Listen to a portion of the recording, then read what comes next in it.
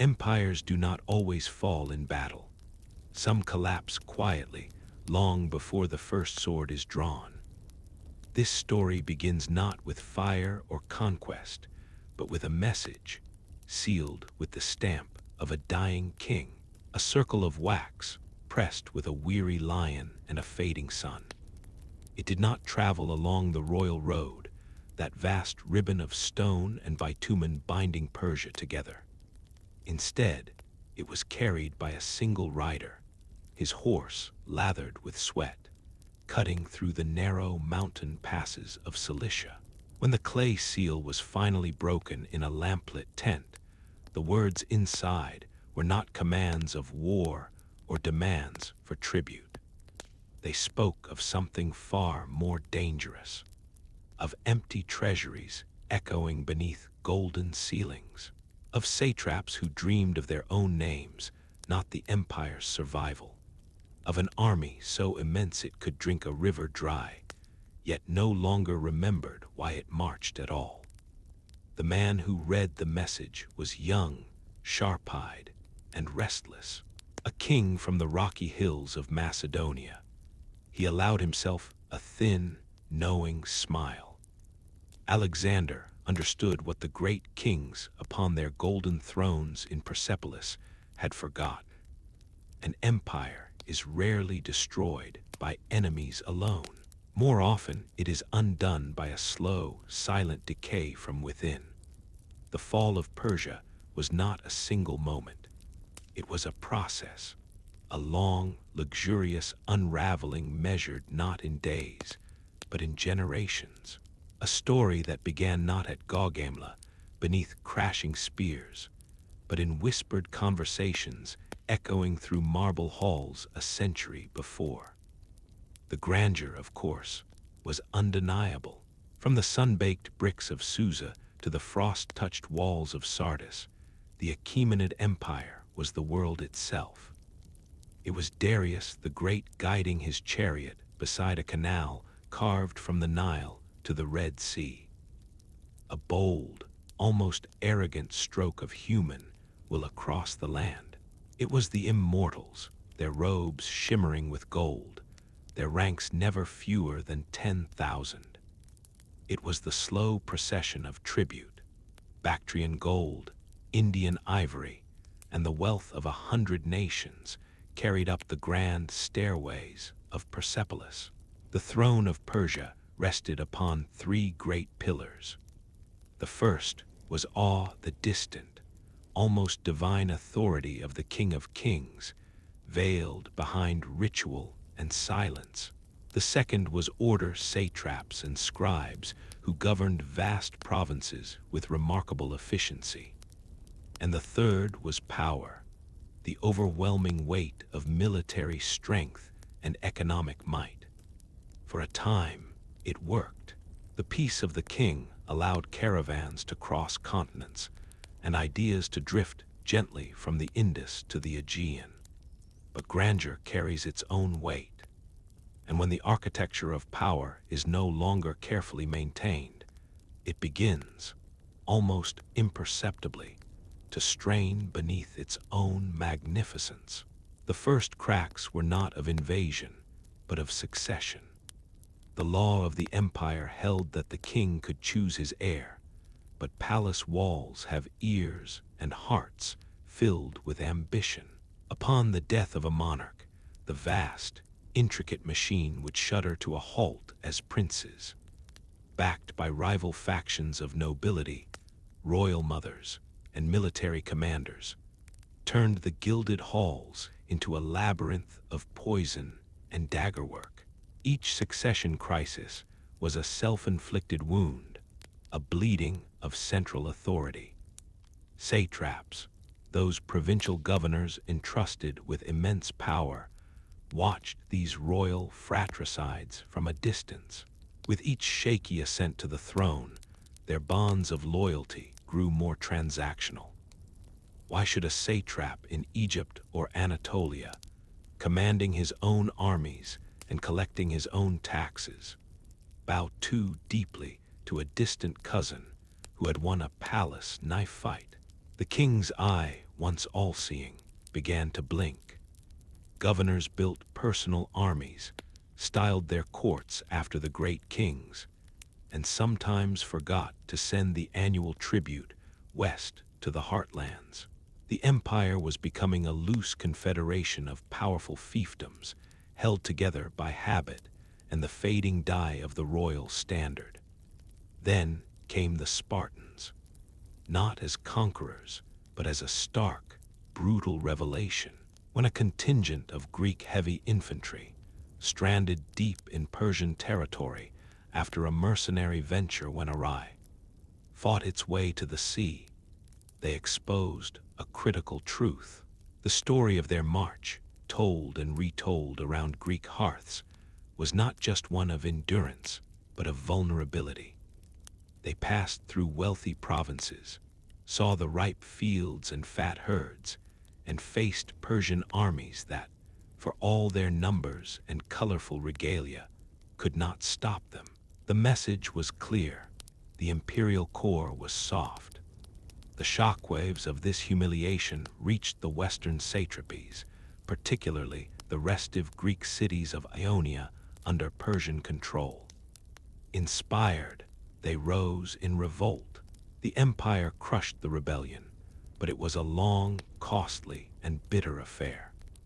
In retaliation, Darius, and then his son Xerxes, looked across the Aegean and decided the source of the trouble, mainland Greece, must be chastised.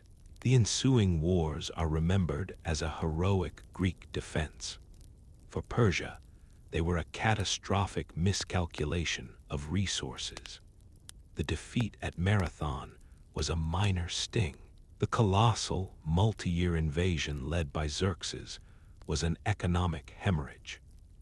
To bridge the Hellespont, to feed and pay a host and navy drawn from every corner of the empire, to sustain such an effort over such a distance, it drained treasuries that had taken generations to fill. And for what? The burning of Athens, a hollow, symbolic victory, followed by catastrophic naval defeat at Salamis and retreat. The empire's western frontier was not expanded. It was merely exhausted. The immortal aura of the king was dented. The world saw that the giant could be made to bleed gold and pride. In the long, stale peace that followed the Greek wars, the rot settled deeper into the imperial timber. The court at Persepolis and Susa retreated into a cocoon of ritual and luxury. The king became a prisoner of his own divinity, seen only through veils, his touch believed to heal. The powerful noble families, the king's friends, turned their energies inward, competing not for the glory of the empire, but for influence over the secluded monarch, for control of the vast network of patronage and tax farming. Corruption ceased to be an illness and became the system. The position of satrap was often sold to the highest bidder, a man who then had to recoup his investment, plus a fortune, from the province he was set to govern. Taxation grew crushing and arbitrary, squeezing the peasants who worked the land and the merchants who plied the roads. The very unity the empire prized began to fracture. Revolts in Egypt became a wearying, regular expense. The satraps of Asia Minor acted as independent kings, striking their own coins and making their own treaties with the now resurgent Greek city-states. The central army, once a fearsome amalgam of Persian cavalry, Median infantry, and skilled archers, grew lethargic, its command often given to court favorites rather than proven generals. This was the empire that a new kind of storm encountered. In the north, a mountain tribe called the Cajusians revolted, and a Persian king marched out to subdue them. He failed, not because the Cajusians were so mighty, but because his own army was ill-led and dispirited. The news spread like a stain. Then, from the west, a professional, modernized force arrived, led not by a king seeking glory, but by a captain seeking conquest. Philip of Macedon had united Greece under a new model of warfare, and his son, Alexander, inherited a razor-sharp tool and an unpayable debt. Alexander's invasion was the spark, but Persia was a room filled with the dry tinder of discontent, waiting for a flame. At the Granicus River, then at Issus, the Persian military doctrine met its end.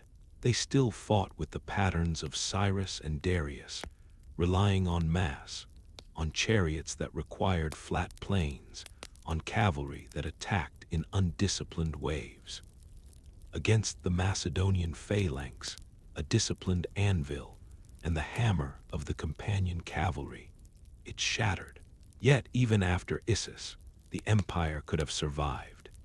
Its heartlands in Mesopotamia, Iran, and beyond were untouched, its resources still colossal. But the will to unite those resources was gone. When Alexander marched into Egypt, he was welcomed as a liberator from Persian tax collectors. When he turned east into the very core of the empire, he found not a nation rallying to its king, but satraps and nobles calculating their survival. The final battle at Gaugamela was less a clash of empires than a coup de grace. King Darius III, a man of some personal courage but inheritor of a broken system, fled the field. His own satraps, seeing the tide, began to negotiate with the invader. The great capital of Persepolis was surrendered, not stormed. Its treasury, still vast beyond imagining, was taken. Its palaces were burned, an act of symbolic vengeance that also signaled the end. Darius was murdered not by Alexander, but by his own kinsman, Bessus, the satrap of Bactria, who hoped by killing the failing king to negotiate a better position with the Macedonians for his own provincial rule. In that final betrayal was the perfect epitaph for the Achaemenid Empire. It was not murdered by an outsider.